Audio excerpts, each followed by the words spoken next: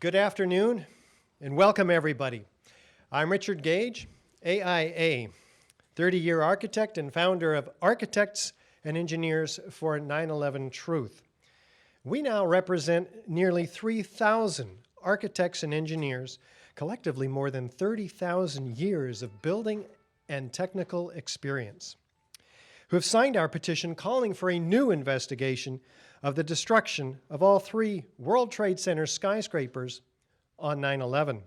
I'm joined today by Bob McIlvaine, father of 9/11 victim Bobby McIlvaine, and Peter Michael Ketchum, former employee of the National Institute of Standards and Technology, NIST.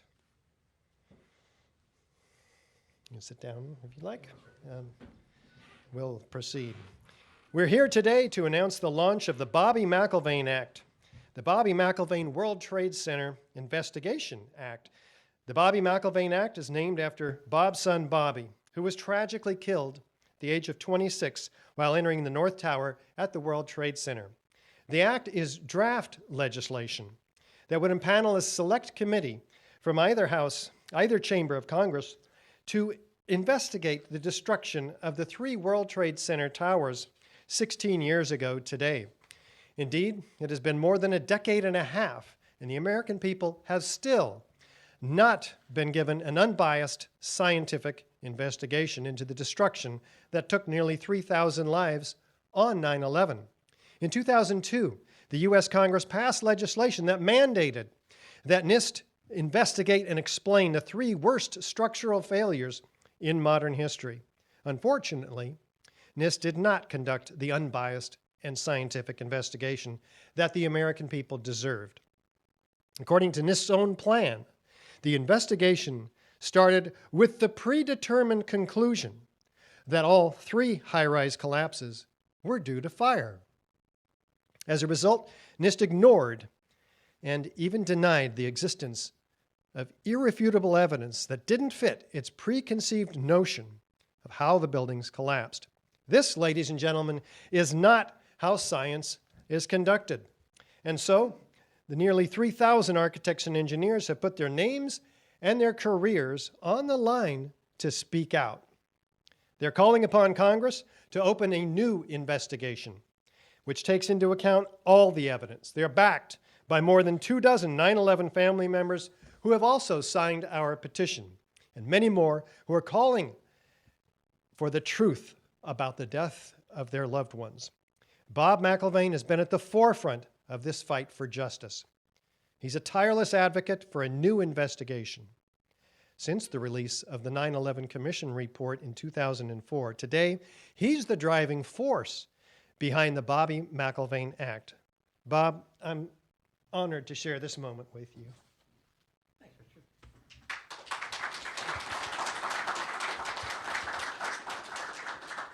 I don't have a long speech or anything, but as you say, I've been doing this. I can just give a brief background of what I've done. Right? I started all this after Bobby died. I got into the peace movement, and it really was for me, was extremely cathartic. You know, I went around the world. I did a stone walk in Japan. I went to Colombia, Bogota, Colombia, on a conference on violence. People from all around the world were there. But I would talk war and peace. And I felt so great about it. I really did. It's just, I would talk in high schools, I would talk in college, and people would say, well, your son was murdered. I said, well, it's no reason to go to war. And I really enjoyed that. It was cathartic. My wife enjoyed it. She did it with me. Then after the 9/11 Commission, in fact, it was after Condoleezza Rice spoke. I made 95% of the commission. I made 95% of the commission meetings. And after Condoleezza Rice was there, I'll just never forget it. I can't remember anyone that was there, but I remember Condoleezza Rice, and she was talking about in August, about bin Laden supposedly attacking the United States, so forth and so on. And she used the filibuster rule so well. She would just start blabbing about anything. But you must understand, and one of the Commissioner Ben Venice would say, please answer the question, but you must understand what transpired before this, and and each commissioner only had 5 minutes. And then he had to sit down. The next commissioner would get up. Well, I had an interview with, I forget who afterwards, I think it was Canadian Broadcasting. And I was so ticked off. I actually started cursing. I was so angry. I just can't believe this. It was an absolute joke. And then from that, I've done nothing but 9/11, truth, because all the peace marches I made, traveling around the world, it did nothing, absolutely nothing. So I get the opportunity to speak to people around the world. I'm constantly talking to people, and I stick to the story. And the story, of course, is about Bobby. I'm going to get upset. It never gets old. It's, I practice this, but then I have to get up, emotional. And, I understand why, but, I walk into here and I think, oh, I'm fine, nothing. But this is what I wrote up for today. Okay, our son Bobby, and my eyes are getting bad. And if I'm shaking, I always shake, so it's not just because of today. Our son Bobby, age 28, perished on 9/11. We lost a dear son, and the world lost an incredible man who loved life and lived it to the fullest. He was an intense young man who, from the time he was a tiny preschooler to the day of his death, put 110% effort into every task. An outstanding scholar and athlete in high school, he chose to attend Princeton University, where he majored in literature and minored in African American studies. His senior thesis, Shadows in the Snow, won an award from the Center for African American Studies at Princeton. After graduation, the love of books sent him to the direction of publishing houses in New York. In the first year as a publicist with Henry Holt and Company, he managed to launch one of his authors to the top of the New York Sellers bestseller list. In July 2001, he decided to try his hand in the business world and was delighted to join Merrill Lynch approximately 2 weeks before 9/11 as an assistant vice president of media relations. He was also in the process of applying to Harvard and Penn graduate programs in business. He was truly on his way. But he would have turned into a writer because that was his true love. I'm sure he might have gone into business because to live in New York, he had to make money. And he couldn't by writing books without getting them published. But he was, wrote religiously. After the collapse of the towers, my wife's son and I came up to New York in search of Bobby. On September 13th, we received notice from the morgue that Bobby had been one of the first located outside the towers. We felt fortunate that we were able to claim the body and bring him home to a proper burial in Pennsylvania. And that at that time, we came up on a Wednesday. There was just no bodies in the yard, none whatsoever. And the fact that we found them that week was just mind-boggling.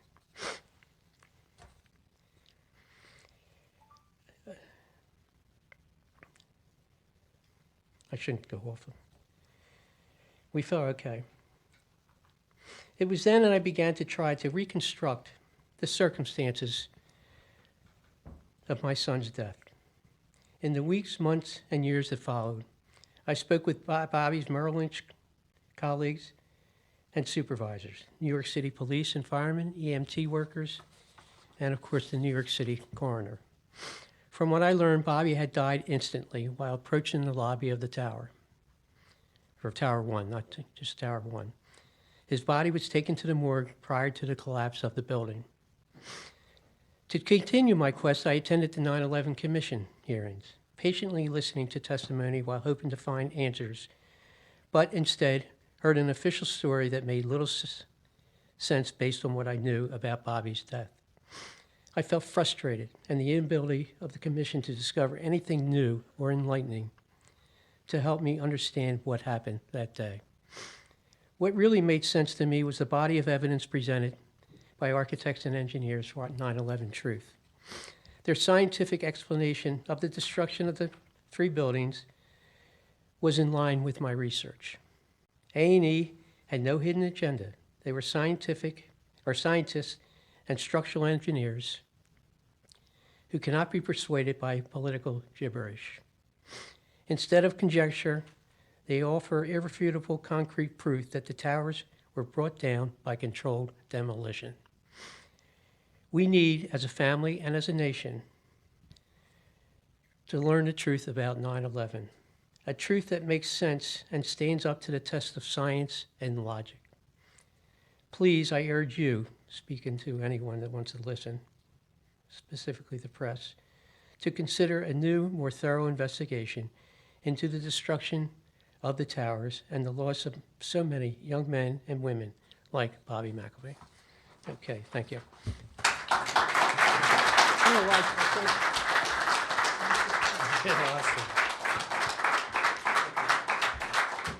Bob, I'm inspired by your devotion to your son and the other 9/11 victims and family members, and particularly your dedication, which is unyielding to the truth. I mean, it just inspires all of us. Thank you. Next, I'd like to introduce Peter Michael Ketchum, who worked at NIST from 1997 to 2011. In 2016, he read the NIST reports for the first time and immediately realized that they did not meet the high scientific standard that he had come to know during his 14-year tenure at NIST. Rather than staying quiet like the rest of them, he decided to follow his conscience and speak out. Peter, we're grateful to have you with us today.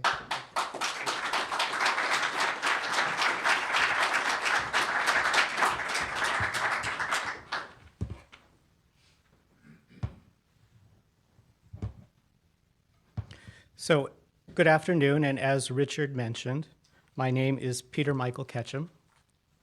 I was a member of the research staff at the National Institute of Standards and Technology, otherwise known as NIST, during the years 1997 to 2011.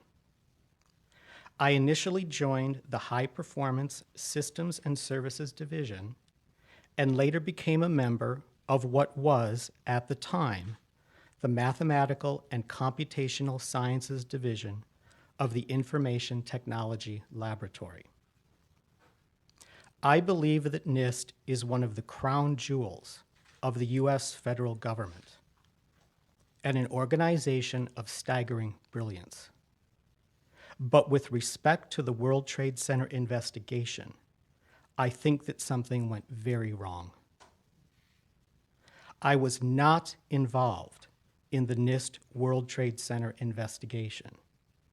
But in August 2016, I began to seriously examine the reports of that investigation, specifically NIST NC Star 1 and NC Star 1A. The more I examined, the more apparent it became that NIST had reached a predetermined conclusion that refused, avoided, and dismissed the evidence. Among the most egregious examples is the explanation for the collapse of World Trade Center 7 as a sequence of unlikely events, culminating in the almost symmetrical collapse of a steel frame building into its own footprint at freefall acceleration. National security concerns and public safety concerns do not stand in isolation, but rather participate in a balance with accountability. The NIST I knew was intellectually open, willing to consider competing explanations, and enthusiastic about presenting the details of its research to any interested party. If NIST truly believes in the veracity of its World Trade Center investigation, then it should openly share all evidence, data, models, computations, and other relevant information unless specific and compelling reasons are otherwise provided. Passage of the Bobby McIlvaine World Trade Center Investigation Act opens the door to a new investigation that is complete, thorough, detailed, exhaustive, independent, and unbiased. Why is a new World Trade Center investigation important? It is important because the wounds of 9/11 have remained unhealed for too long, and they are now rotting, festering, and infected. But those wounds are unlikely to heal amid lies, deception, and misinformation. That is why the truth is so important. Truth is the hot, soapy water with which we wash out the wounds of 9/11 so that true healing can begin. Truth is where our healing lies. Thank you.